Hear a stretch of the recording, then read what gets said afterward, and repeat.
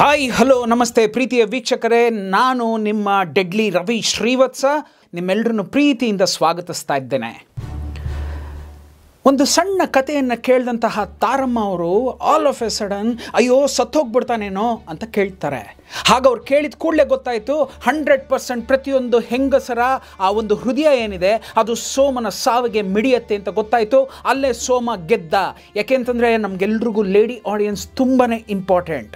Of course gents ಏನು ಮಾಡ್ತಾರೆ, ಬರ್ತಾರೆ, ಸಿನಿಮಾ ಎಂಜಾಯ್ ಮಾಡ್ತಾರೆ, ಹೊರಟೋಗ್ತಾರೆ. ಆದರೆ ಪ್ರತಿಯೊಂದು ಹೆಣ್ಮಕ್ಳು ಆ ಸಿನಿಮಾವನ್ನು ತಮ್ಮ ಹೃದಯದಲ್ಲಿ ಇಟ್ಕೊಂಡು ಮನೆ ತನಕ ತೊಗೊಂಡು ಹೋಗಿ 4 ಜನರ ಹತ್ರ ಆ ಸಿನಿಮಾ ವಿಷಯವಾಗಿ ಮಾತಾಡ್ತಾರೆ.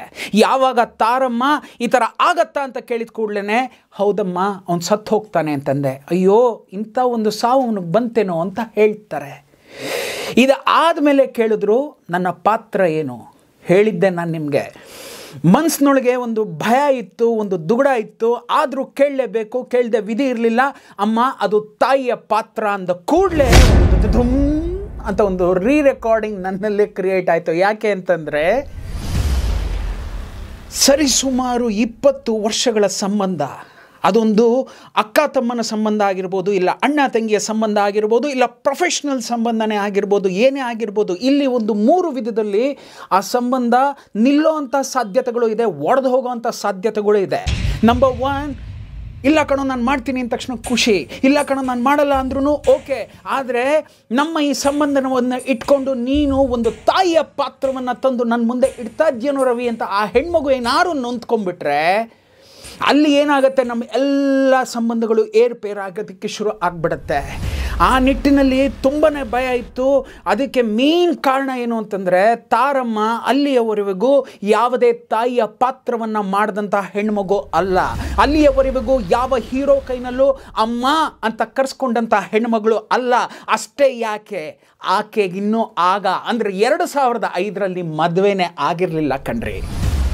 ಮದುವೆನೇ ಆಗಿಲ್ಲ ಅಂತಂದರೆ ಇನ್ನು ಮಕ್ಕಳೆಲ್ಲ ಆಗಬೇಕು. ಮಕ್ಕಳು ಆಗಿಲ್ಲ ಅಂದರೆ ಆ ತಾಯಿಯ ಹೃದಯ ಆಗಿರಲಿ, ಈ ತಾಯಿಯ ವಾತ್ಸಲ್ಯ ಆಗಿರಲಿ ಎಲ್ಲಿ ಬರುತ್ತೆ?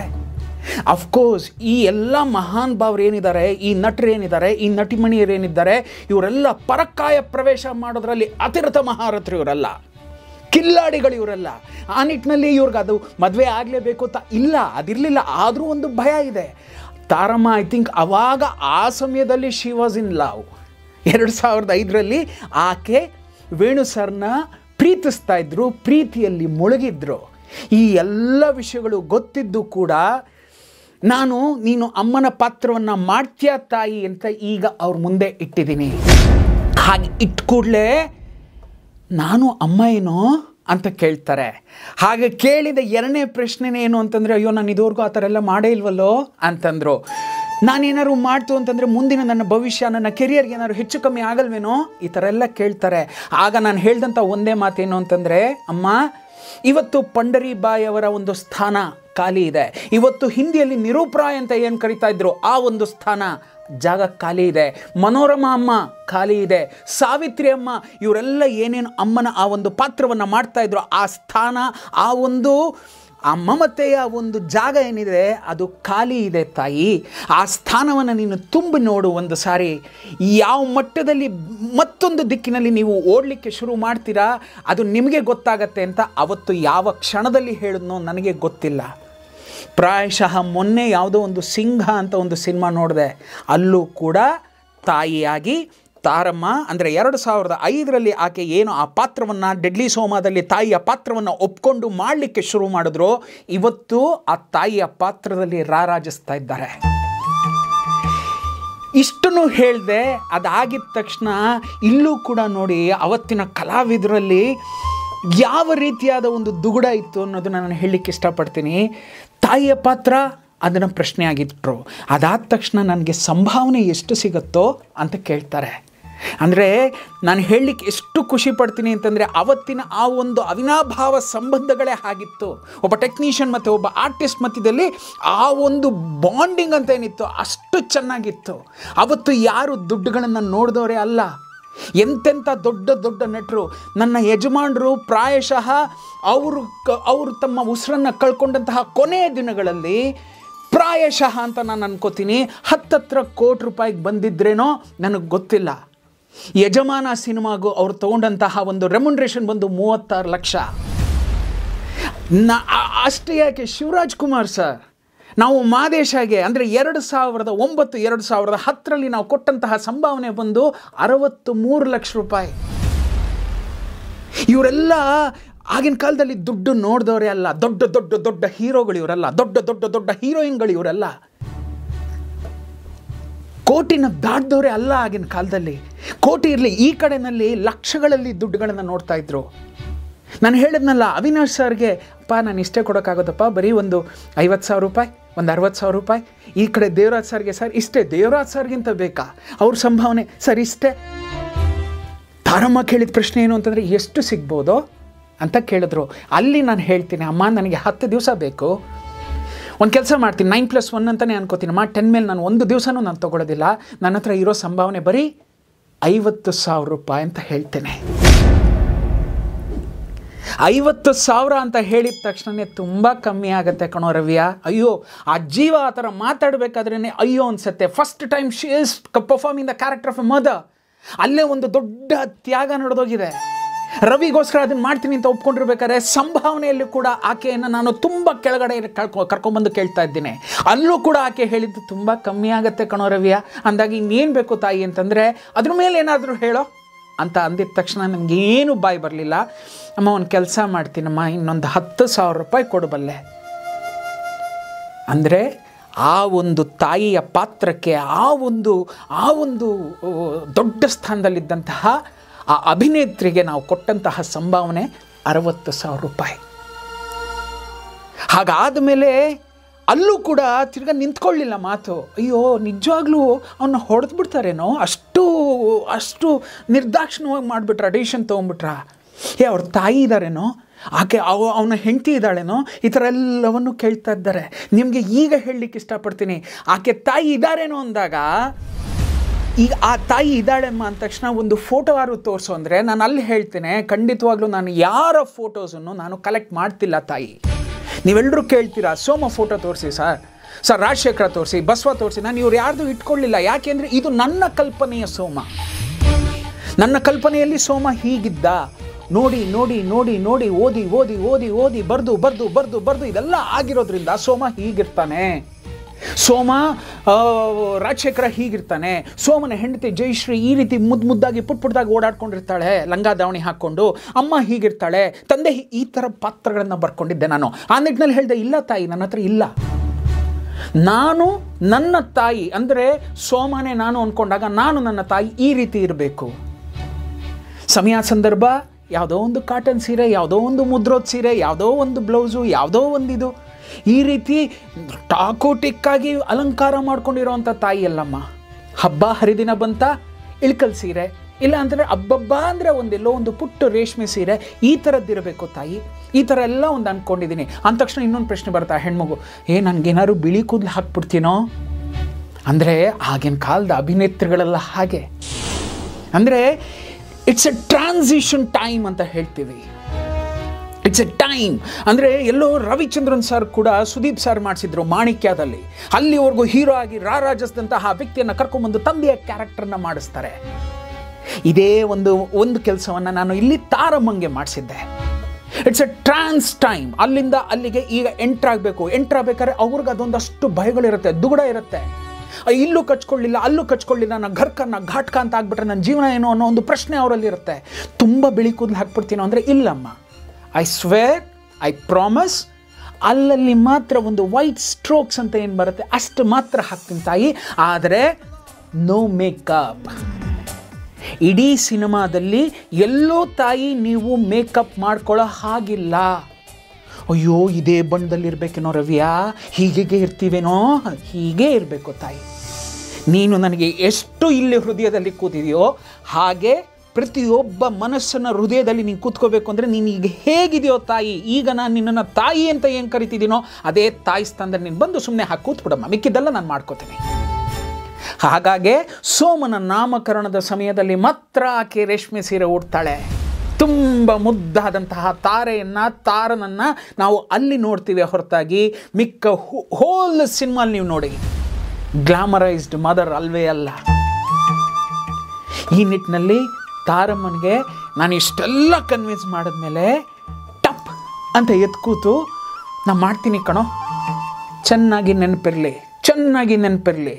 ಈ ಈ ಈ ಅಭಿನೇತ್ರಿಯರೆಲ್ಲ ಏನಿದ್ದಾರೆ ಇವ್ರು ಯಾರು ಆ ದಿನಗಳಲ್ಲಿ I want to ask my father, I want to ask my mother. No, my sister is taking care of my dates, you know. No, actually, what are the costumes? ನಿಜವಾದ ಸರಸ್ವತಿಯ ಪುತ್ರಿಯರು ಇವರೆಲ್ಲ. ತಾರಮ್ಮ, ಅಮ್ಮ ಮಾಲಾಶ್ರೀ ಅವರು, ಪ್ರೇಮ ಅವರು, ಶ್ರುತಿಯವರು, ಆ ಹಿಂದಿನ ಜಾನರಲ್ಲಿ ಇದ್ದಂತಹ ಅವರೆಲ್ಲ ಬಿಡಿ, ಅವ್ರು ಇನ್ನೂ ಮೇಲ್ಮೇಲಿರ್ತಾರೆ. ಆರತಿಯವರಾಗಿರ್ಬೋದು, ಜಯಂತಿಯಮ್ಮ ಆಗಿರ್ಬೋದು, ಭಾರತೀಯಮ್ಮ ಆಗಿರ್ಬೋದು, ಇವರೆಲ್ಲ ಆ ಕ್ಷಣದಲ್ಲಿ ವಿತೌಟ್ ಎನಿ ಸೆಕೆಂಡ್ ಥಾಟ್ಸ್ ಅಲ್ಲಿ ಕೇಳ್ಕೊಂಬರ್ತೀನಿ. ಡೇಟ್ಸ್ ಇದ್ದರೆ ನನ್ನ I need to ask my manager, manager ಅಲ್ಲಿ ಡೇಟ್ ಕೊಟ್ಟಿರ್ತಾರೆ. ಇಲ್ಲಿ ಎಲ್ಲೂ ಪುಟ್ಕೋಸಿ ಡೇಟ್ ಕೊಟ್ಟಿರಲ್ಲ, ಎಲ್ಲೂ ಕೊಟ್ಟಿರಲ್ಲ, ಮನೆಯಲ್ಲೇ ಕೂತಿರ್ತಾರೆ. ಹೈದರಾಬಾದಲ್ಲಿ ಒಂದು ನಡೀತಾ ಇದೆ. ಏನು ನಡೀತಾ ಇದೆ ಹೈದರಾಬಾದಲ್ಲಿ? ಎಲ್ಲವೂ ನಡೀತಾ ಇದೆ. ನಿಮ್ದೇನು ನಡೀತಿದೆ ಗೊತ್ತಿಲ್ಲ. My manager he needs to take a ಕಾಲ್.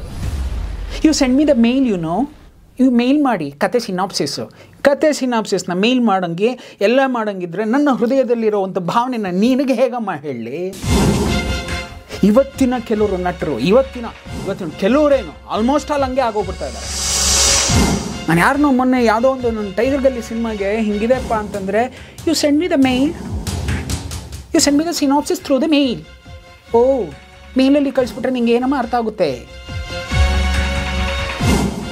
ಬಿಟ್ಬಿಡೋಣ. ಅದಕ್ಕೆ ಈಗೇನಾಗಿ ಹೋಗ್ತದೆ, ಒಂದು ಹಂತದಲ್ಲಿ ನಾವೆಲ್ಲವನ್ನು ಕಳ್ಕೊತಾ ಹಳೆಯದನ್ನು ಮೆಲ್ಕು ಹಾಕೋಕ್ಕೆ ಶುರು ಮಾಡಿಬಿಡ್ತೀವಿ. ಯಾಕೆ ಅಂತಂದರೆ ನಮ್ಮ ಟೈಮ್ ಇದೆಯಲ್ಲ, ಅದೊಂದು ವೈಭವೋಪೇತವಾದ ಒಂದು ಎರ ಅದು. ನೋಡಿ, ಕೇಳೋದಕ್ಕೆ ಎಷ್ಟು ಚೆನ್ನಾಗಿದೆ. ಕೂತು ಕೇಳಿದಾಕೆ ಎಲ್ಲವನ್ನು ಕೇಳಿ ಎಲ್ಲವನ್ನು ಮಾಡಿ ಅಲ್ಲೇ ಡಿಸೈಡ್ ಮಾಡಿದ್ರು. ನನ್ನ ರೆಮ್ಯುನರೇಷನ್ ಏನು, ನನ್ನ ಡೇಸ್ ಏನು, ನನ್ನ ಕಾಸ್ಟ್ಯೂಮ್ ಏನು, ಮಾಡ್ತೀನಿ ಕಣೋ ಅಂದ ತಕ್ಷಣವೇ ನನಗಾದಂತಹ ಒಂದು ಸಂತೋಷ ಇದೆಯಲ್ಲ. ಒಂದು ಪಕ್ಕದಲ್ಲಿ ದೇವರಾಜ್ ಸರ್, ಒಂದು ಪಕ್ಕದಲ್ಲಿ ಅವಿನಾಶ್ ಸರ್, ಒಂದು ಪಕ್ಕದಲ್ಲಿ ತಾರಮ್ಮ, ಒಂದು ಪಕ್ಕದಲ್ಲಿ ಈ ಕಡೆ ಆದಿತ್ಯ, ಎಲ್ಲರೂ ಬಂದು ಆ ಪಾತ್ರದಲ್ಲಿ ಈಗ ಕೂತ್ಕೊಳ್ಳಿಕ್ಕೆ ಶುರು ಮಾಡ್ತಾ ಇದ್ದಾರೆ. ಎದ್ದು ನಿಂತು, ತಾಯಿ ನಾನು ಹೋಗ್ಬಿಟ್ಟು ಬರ್ತೀನಮ್ಮ, ಅಡ್ವಾನ್ಸನ್ನು ತಂದು ನಿನ್ನ ಮನೆಗೆ ತಲುಪಿಸ್ತೀನಿ ಅಂತ ಹೇಳಿ ಅಲ್ಲಿಂದ ಹೊರಗೆ ಬರಬೇಕಾದ್ರೆ ಮಂಜು ಸಾರಿಗೆ ಫೋನ್ ಮಾಡಿದೆ. ಅಣ್ಣ, ಹ್ಯಾವ್ ಬಿನ್ ಸಕ್ಸೀಡೆಡ್, ತಾರಮ್ಮನ ನಾನು ಒಪ್ಪಿಸ್ದೆ ಅಂದ ತಕ್ಷಣ, ಬಿಡಿ ಸರ್, ಒಂದು ಹಂತಕ್ಕೆ ಗೆದ್ರಿ ನೀವು ಅಂತಂದ್ರೆ ಒಂದು ಹೊಸ ಮುಖವನ್ನು ನೋಡ್ತಾ ಇದ್ದಾರೆ ಪರದೆ ಮೇಲೆ ತಾಯಿಯಾಗಿ. ಖಂಡಿತವಾಗ್ಲೂ ಆ ಪಾತ್ರದ ಮುಖಾಂತರ ಪ್ರತಿಯೊಬ್ಬ ತಾಯಿಂದರು ಟ್ರಾವೆಲ್ ಆಗ್ತಾರೆ. ಗೆದ್ದೆ ಅಂತ ಒಂದು ಹಂತದಲ್ಲಿ ಅನ್ನಿಸ್ತು. ಅಲ್ಲಿಂದ ಸ್ಟ್ರೈಟಾಗಿ ಬಂದು ಈಗ ಕೆನೋಪಿ ಹೋಟ್ಲಲ್ಲಿ ಕೂತ್ಕೋತಾನೆ. ಕೆನೋಪಿ ಹೋಟ್ಲಲ್ಲಿ ಕೂತಿದ ತಕ್ಷಣ ನೆಕ್ಸ್ಟ್ ಏನು, ಯಾರನ್ನು ಕರಿಬೇಕು, ಏನು ಮಾಡಬೇಕು, ಯಾವ ನಿಟ್ಟಿನಲ್ಲಿ ಮಾತಾಡಬೇಕು ಅನ್ನೋ ಎಲ್ಲ ಡಿಸ್ಕಷನ್ಸ್ನ ನನ್ನ ಕೋ ಡೈರೆಕ್ಟರ್ ಶಿವ ಹತ್ರ ಮತ್ತು ಅಸಿಸ್ಟೆಂಟ್ ಡೈರೆಕ್ಟರ್ಸ್ ಹತ್ರ ಮಾತಾಡ್ತಾ ಸ್ಕೆಡ್ಯೂಲ್ ಬ್ರೇಕ್ ಡೌನ್ ಆಗಿದೆಯಾ ಅಂತ ಚೆಕ್ ಮಾಡ್ತಾ ಇರಬೇಕಾದ್ರೆ ನಿಮಗೆ ನಾನು ಹೇಳಿದ್ದೆ, ಕಿಶೋರ್ ಸರ್ ಅವ್ರು ಹೇಳಿದ್ರು ನಾನು ಆ ಪಾತ್ರವನ್ನು ಮಾಡ್ತೀನಿ. ಯಾವುದು BB ಅಶೋಕ್ ಕುಮಾರ್ ಅಂದ ತಕ್ಷಣ, ಇಲ್ಲ ಸರ್ ಇದು ಅವ್ರಿಗೆ ಹೋಗ್ತಾ ಇದೆ ಅಂತ ಹೇಳಿದ ತಕ್ಷಣ, ನಿಮಗೆ ಬೇರೆ ಯಾವ ಪಾತ್ರ ಬೇಕು ಅಂತ ಕೇಳಿದ್ದೆ ಅಂತ ಹೇಳಿದೆ, ನೆನಪಿದೆಯಾ? ಅವರೀಗ ಮತ್ತೆ ಫೋನ್ ಮಾಡ್ತಾರೆ. ಫೋನ್ ಮಾಡಿ ಎಷ್ಟು ಮುದ್ದಾಗಿ ಹೇಳ್ತಾರೆ ಅಂತಂದರೆ, ರವಿ ಸರ್ ನಿಮ್ಮ ಕಥೆಯನ್ನು ಕೇಳಿದೆ, ಎಲ್ಲೋ ಆ ಸಿನಿಮಾವನ್ನು ಬಿಡೋದಕ್ಕೆ ನನಗೆ ಇಷ್ಟ ಆಗ್ತಾ ಇಲ್ಲ, ಯಾವುದೋ ಒಂದು ಪಾತ್ರದ ಮುಖಾಂತರ ನಾನು ಆ ಸಿನಿಮಾದಲ್ಲಿ ಇರಬೇಕು ಅಂತ ಆಸೆ ಪಡ್ತಾ ಇದ್ದೇನೆ, ಹಾಗಾಗಿ ನಾನು ಪೇಟೆ ನಾಗನ ಪಾತ್ರವನ್ನು ಮಾಡ್ತೀನಿ ಅಂತ ಕಿಶೋರ್ ಸರ್ ಕೇಳ್ತಾರೆ. ಪೇಟೆ ನಾಗನ ಪಾತ್ರ ನಿಮಗೆ ಗೊತ್ತಿರ್ಬೋದು, ಅದು ಫಸ್ಟ್ ಆಫಲ್ಲೇ ಹಾಗೆ ಬಂದು ಒಂದು 2-3 ಸೀನಲ್ಲಿದ್ದು ಹಂಗೆ ಹೊರಟೋಗುತ್ತೆ. ನಾನು I ask them why particularly ಪೇಟೆ ನಾಗ ಕಿಶೋರ್ ಸರ್, ಈ ಕಡೆ ಪುಷ್ಪ ಇದ್ದಾನೆ, ಆ ಕಡೆ ಮತ್ತೊಂದಿದೆ, ಮಗದೊಂದಿದೆ, ಆ ಕಡೆ BB ಅಶೋಕ್ ಕುಮಾರ್ ಜೊತೆನೇ ಒಂದು ನರೋನ ಅಂತ ಒಂದು ಕ್ಯಾರೆಕ್ಟರ್ ಬರುತ್ತೆ. ನೀವಿಬ್ಬರು ಹಂಗೆ ನಿಂತ್ಕೋತು ಅಂತಂದರೆ ಫ್ರೇಮಲ್ಲಿ ಹಾಗೆ ರಾರಾಜಿಸ್ತೀರ, ಭಯಂಕರವಾಗಿರ್ತೀರ, ಬೆಂಕಿ ಉಗುಳ್ತೀರ ಇಬ್ಬರುವೆ. ನನಗೆ ಹೆಲ್ಪ್ ಮಾಡಿ, ಆ ಪಾತ್ರವನ್ನಾದರೂ ಮಾಡಿ ಅಂತಂದರೆ, ಇಲ್ಲ ಸರ್ ನಾನು ಪೇಟೆ ನಾಗನ ಪಾತ್ರವನ್ನೇ ಮಾಡ್ತೀನಿ ಅಂತ ಆರಿಸ್ಕೊಂಡ್ರು. ಯಾಕೆ ಅಂತ ನಾನು ಕೇಳಿದೆ. ತುಂಬ ಚೆನ್ನಾಗಿ ಹೇಳಿದ್ರು.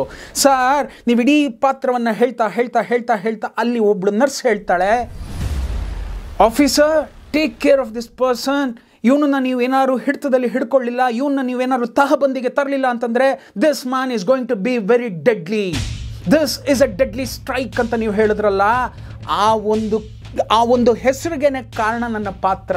ಎಸ್, ನಿಮಗೆ ನೆನಪಿತ್ತು ಅಂತಂದರೆ ಸೋಮ ಅವನ ಮೇಲೆ ಹೊಡೆದಾಟಗಳನ್ನು ನಡೆಸಿ ಎಲ್ಲವನ್ನು ಮಾಡಿದ ಮೇಲೆ ಲಾಸ್ಟಲ್ಲಿ ಇಫ್ ಯು ರಿಮೆಂಬರ್ ಅಲ್ಲೊಂದು ಕ್ಯಾಮ್ರಾ ಶಾಟ್ ಎಲ್ಲ ತೆಗೆದಿದ್ದೀನಿ, CG ಗೀಜಿ ಎಲ್ಲ ಮಾಡಿ ಸೋಮ ಬಂದು ಎಗರ್ಕೊಂಡು ಹಂಗೆ ನಿಂತಾಗ ಹಾಕೋದೆಲ್ಲ ಹಾಕಿ ಅಂತ ಹಂಗೆ ಹಾಕಿದ ತಕ್ಷಣವೇ ಆ ಬಾಕು ಈ ಹೃದಯದೊಳಗೆ ಅಂತ ನುಕ್ಕೊಂಡು ಒಳಗಡೆ ಹೋಗುತ್ತೆ.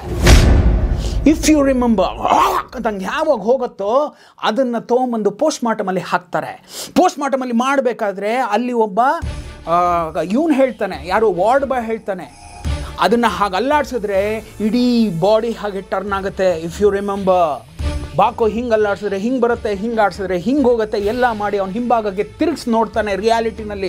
ರಿಯಾಲಿಟಿನಲ್ಲಿ ಪೇಟೆನಾಗನ ಪೋಸ್ಟ್ಮಾರ್ಟಮ್ ಮಾಡ್ಬೇಕಾದ್ರೆ ಹಿಂದೆ ತಿರುಗಿಸಿ ನೋಡಿದ್ರೆ ಆ ಡ್ರಾಗರ್ನ ಚೂಪೇನಿದೆ ಅದು ಬೆನ್ನಿನ ಚರ್ಮದ ಹಿಂದೆ ನಿಧಾನವಾಗಿ ಹೀಗೆ ಉಬ್ಬಿಸ್ಕೊಂಡು ಕೂತಿರುತ್ತೆ. That was the deadly strike of the dagger. That was the deadly power of Soma. ರಾಬಾಕದ ನುಗ್ಗೊಂಡೋಗಿರುತ್ತಲ್ಲ, ಹ್ಯಾಮರ್ ಮಾಡಿ ಈಚೆ ತೆಗೆದಾಗ ಅವತ್ತಿನ ಅಂದರೆ ರಿಯಲ್ ಲೈಫ್ನಲ್ಲಿ ಯಾರು ಸೋಮನ ಪೋಸ್ಟ್ಮಾರ್ಟಮ್ ಮಾಡಿರ್ತಾರೋ ಆಕೆ ಹೇಳಿರ್ತಾಳೆ, this man is going to be deadly. ನೀವು ಇವನ್ನ 100% ಆದಷ್ಟು ಬೇಗ ಹಿಡಿದಾಕಬೇಕು ಅಂತ. ಇದೇ ವಿಷಯ ರವಿ ಬೆಳಗೆರೆ ಅವರ ಕಿವಿಗೆ ಬಿದ್ದಾಗಲೇ ಅವರು ಆ ಡೆಡ್ಲಿ ಅನ್ನೋ ಒಂದು ಪದಕ್ಕೆ ಒಂದಷ್ಟು ಒತ್ತನ್ನು ಕೊಟ್ಟು ಎಲ್ಲವನ್ನು ಮಾಡಿ ಅದನ್ನು ಅಪ್ಲಿಫ್ಟ್ ಮಾಡಿ ಹಾಯ್ ಬೆಂಗಳೂರಿನಲ್ಲಿ ಬರೆದಾಗ್ಲೇ Soma alias Somashekhara he becomes deadly Soma. ಇದನ್ನು ನಾನು ವರ್ಣಿಸಬೇಕಾದ್ರೆ ಕಿಶೋರ್ ಅವರು ಎಷ್ಟು ಚೆನ್ನಾಗಿ ಕೇಳಿಸ್ಕೊಂಡಿದ್ದಾರೆ ಅಂತ ನೀವೀಗ ಯೋಚನೆ ಮಾಡಿ ನೋಡಿ. He was a lecturer. ಮಕ್ಕಳಿಗೆ ಪಾಠ ಮಾಡೋದು ಒಂದೇ ಲೆಕ್ಚರರ್ ಕೆಲಸ ಅಲ್ಲ, ತಾನೂ ಕೂಡ. ಅದಕ್ಕೆ ಹೇಳ್ತಾರೆ, ನನ್ನ ಯಜಮಾನರು ಪ್ರತಿ ಹಂತದಲ್ಲೂ ಹೇಳೋರು, B A very good listener first. ಮೊದಲು ಗ್ರಹಿಸೋದನ್ನ ಕಲ್ತ್ಕೋ, ಮೊದಲು ಅವನು ಏನು ಹೇಳ್ತಾನೋ ಅದನ್ನು ಜೀರ್ಣಿಸ್ಕೊಳ್ಳೋದು ಕಲ್ತ್ಕೋ, ತದನಂತರ ಈಚೆ ಬಿಡು. ಆ ಬಿಡೋ ಒಂದೇ ಒಂದು ವಿಷಯ ಕೂಡ ಬಾಣದ ಥರ ಹೋಗಿ ಹೊಡಿಬೇಕು ಅಂತ. He was A very good listener Kishore sir. ಇಡೀ ಪಾತ್ರವನ್ನು ಕೇಳಿಕೊಂಡು ನಾನು ಆ ಏನು ಒತ್ತನ್ನು ಕೊಟ್ಟಿದ್ದು ಯಾವ ಹೆಣ್ಣುಮಗಳು, ಅದು ಆಫ್ಟರ್ ಒಂದು ಡಾಕ್ಟರ್ ಕ್ಯಾರೆಕ್ಟರ್ ಕೈಲಿ ನಾನು ಹೇಳಿದ್ನಲ್ಲ ಆ ಡೈಲಾಗು, ಅದನ್ನು ಮನಸ್ಸಿನಲ್ಲಿ ಇಟ್ಕೊಂಡು ಸೋಮ ಅನ್ನೋನು ಡೆಡ್ಲಿ ಸೋಮ ಇಲ್ಲಾಗೋದ್ರಿಂದ ಸರ್ ಆ ಪಾತ್ರವನ್ನು ನಾನು ಮಾಡ್ತೀನಿ ಅಂತ ಅವ್ರು ಹೇಳ್ತಾರೆ. Hats off to that artist. ಇವತ್ತು ಕಿಶೋರ್ ಸರ್ ಎಲ್ಲೋ ಇದ್ದಾರೆ ಅಂತಂದರೆ ಅದಕ್ಕೆ ರೀಸನ್ ಇದು. ಹುಡುಕಾಟಗಳನ್ನು ನಡೆಸ್ಕೊಳ್ಳೋರು, ಕ್ಯಾಲಿಬರ್ ಇರುವಂಥ ಆರ್ಟಿಸ್ಟ್ಗಳು ಎಲ್ಲಿ ಏನು ಯಾಕೆ ಯಾವ ಕ್ಷಣಕ್ಕೋಸ್ಕರ ಹಾಗಾದ ಹುಡುಕಾಟ, ಹಸುವು ಅಷ್ಟಿದ್ರೇ ನಿಮಗೆ ಅವೆಲ್ಲವೂ ಬರುತ್ತೆ. ಸುಮ್ಮನೆ ಯಾರೋ ಬಂದ ನಟನಾಗ್ಬಿಟ್ಟ, ಅವನ ಮೇಲೆ ಹೋಗ್ಬಿಟ್ಟ, ಚೆನ್ನಾಗಾಗ್ಬಿಟ್ಟ, ಸಾಧ್ಯನೇ ಇಲ್ಲ. ತುಡಿತಾ ಇರಬೇಕು, ಮನಸ್ಸಿನಲ್ಲಿ ಹಸುವಿರಬೇಕು. ಹುಡುಕಾಟಗಳು ನಡೀತಾ ಇದ್ದರೆ ಅದಕ್ಕೆ ದೇವರು ಒಂದು ಸ್ಥಾನವನ್ನು ಅವನೇ ತಂದು ಕೊಡ್ತಾನೆ. ಅವನೇ ನಿಮ್ಮನ್ನಲ್ಲಿ ಕೂಡಿಸಿ ಅಲಂಕರಿಸಲಿಕ್ಕೆ ಶುರು ಮಾಡ್ತಾನೆ. ಪ್ರತಿಯೊಬ್ಬ ನಟರು ಇವತ್ತೇನು ಹೆಸರು ಮಾಡಿದ್ದಾರೆ ಅದರ ಹಿಂದೆ ಅವರ ಪಟ್ಟಂತಹ ನೋವು, ಪಟ್ಟಂತಹ ಶ್ರಮ, ಬಿದ್ದಂತಹ ಉಳಿಯೇಟುಗಳಿದೆಯಲ್ಲ ಅದನ್ನೆಲ್ಲ ನಾವುಗಳು ಮೆಲುಕು ಹಾಕಬೇಕು ಅಂತ ಹೇಳಲಿಕ್ಕೆ ಇಷ್ಟಪಡ್ತೇನೆ. ಇಲ್ಲಿ ಕಿಶೋರ್ ಸರ್ ಕಥೆಯನ್ನು ಯಾವ ಅಪ್ಕಮಿಂಗ್ ಆರ್ಟಿಸ್ಟ್ಗಳು ನೋಡ್ತಾ ಇದ್ದೀರೋ ಇಲ್ಲ ಕೇಳ್ತಾ ಇದ್ದೀರೋ ಅವರಿಗೆ ಒಂದು ಪುಟ್ಟ ಕತೆ ಅಂತ ಹೇಳಲಿಕ್ಕೆ ಇಷ್ಟಪಡ್ತೇನೆ. ನಿಮ್ಗೆ ಯಾರು ಡೈರೆಕ್ಟರ್ ಕಥೆಯನ್ನು ಹೇಳಿದಾಗ ದಯವಿಟ್ಟು ಗ್ರಹಿಸ್ಕೊಳ್ಳಿ, ಏನೇನಿದೆ, ಯಾವ್ಯಾವ ಪಾತ್ರದಲ್ಲಿ ಏನೇನಿದೆ ಅನ್ನೋದನ್ನು ಗ್ರಹಿಸ್ಕೊಳ್ಳಿ. ನಾನು ಇದೇ ಪಾತ್ರವನ್ನು ಮಾಡ್ತೀನಿ ಅನ್ನೋದಕ್ಕೆ ನೀವಲ್ಲ. ಯಾವ ಪಾತ್ರವನ್ನು ಕೊಟ್ಟರೂ ಕೂಡ ಆ ಪಾತ್ರದಲ್ಲಿ ಪರಕಾಯ ಪ್ರವೇಶ ಮಾಡಿ I am going to hit straightly to the screen ಅನ್ನೋದಿರಬೇಕು.